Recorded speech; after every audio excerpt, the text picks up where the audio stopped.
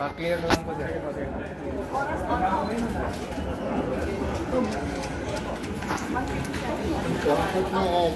Bawat ano yung signature.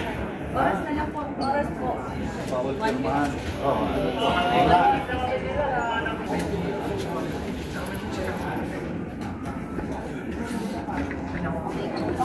Sa baba.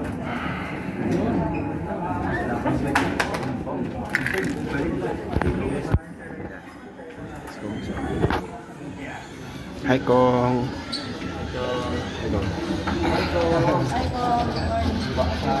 Well, of course, natin ituloy yung mga nasimulan natin as congressman. No? Sa ngayon kasi ako'y nasa unang termino ko. Naghain ako ng aking aplikasyon para sa aking ikalawang termino. Yung mga serbisyong ginagawa natin sa district natin, dito din sa mga batas na naipasa natin. Gusto natin madagdagan pa. Nang sa ganon ay mga pagbigay ng mga benepisyo, hindi lamang sa aming mga kadistrito, maging sa mga mamamayan ng ating bansa. Well, you know, I bring sa Congress a wealth of experience already. This is, I've served Congress for 4 terms, and during those years, no, I have made Malabon into a city. All the major legislative agenda na meron ngayon ng Malabon ay galing sa akin.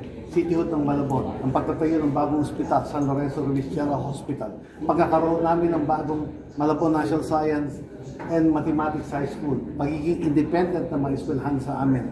Okay? At talagang ang gusto kong makita, I want to see a more permanent solution to flooding. Inumahan kami mabuti ng barangay, ng Bagyong Karina. At I want to see better flood control brought in by the national government.